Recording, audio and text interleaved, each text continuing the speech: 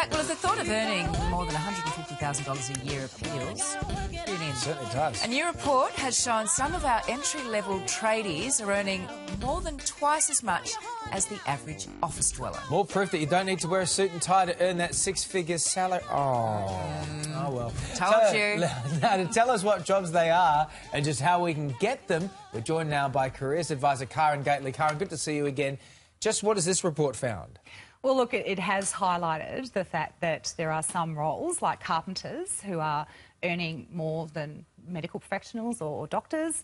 And, you know, there's examples of unskilled tradies who are earning more than graduates in engineering roles, in, you know, financial services kinds of roles where we're used to, or we have a perception that people earn a lot of money in those jobs. So this notion that you need to work in the white-collar sector to earn a six-figure salary is not accurate? No, it's not. Again, it's a common understanding, but the reality is there's lots of jobs out there where you can earn very decent money. Name some of them for us. Well, obviously, as we've already said, there's the construction roles, and, you know, so whether that's working as a labourer, but you can also in the mining industry, and obviously some of those jobs are, you know, under pressure now, but there's certainly examples in those industries as well. And we see things like hackers, you know, people who are testing. Is that what a penetration test is? Exactly. I wonder what that one was. So did I. Really piqued my interest. Yeah. That Yes, one. I was like, what job's that? So these are people, obviously, who are testing security systems. Of Of course, and you know, again, they're paid a lot of money, but they're not necessarily. Still, I'd love to have graduates. that on a business card. Yeah, yeah. Now, just how possible is it that someone with no training or qualifications can earn more than a doctor? I mean, you think about the what you have to go through. The medical years of school, study. 8 years of study at least to be a doctor. Well, there's lots of things that contributed to that, and you know, one of those is that there's a base wage with a lot of these jobs, and then added onto that are allowances or penalties that reflect some of the sacrifices that people make. So sometimes they're spending a lot of time away from home, sometimes they're working in hazardous conditions.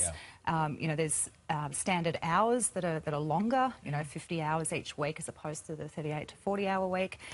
So there are factors, and obviously there's also an element of you know, strong unions negotiating great deals for people. How much of a role do the unions play in that? Well, my view would be it is substantial. Obviously, they work hard to represent a large workforce of people, and yeah, I think there's been plenty of, you know, reports around that the unions do push hard for those benefits. Someone's at home, they want to get into these fields, like, well, that's good coin, or I gravitate to that sort of workload. What's your advice to them? How do they get into it? The starting point is to know what you want. So really understand what's going to make you happy in your work, understand the industry that you're interested in getting into, and what sort of capabilities are they looking for. So whether that is just innate skills or character traits, understand those, and then reflect on yourself. What are your strengths? What are your weaknesses? And be deliberate about getting those skills or developing what you need to get in.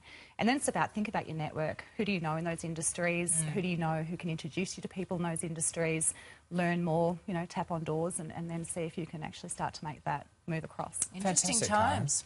Thanks. Good advice, Karen. Thank you very much.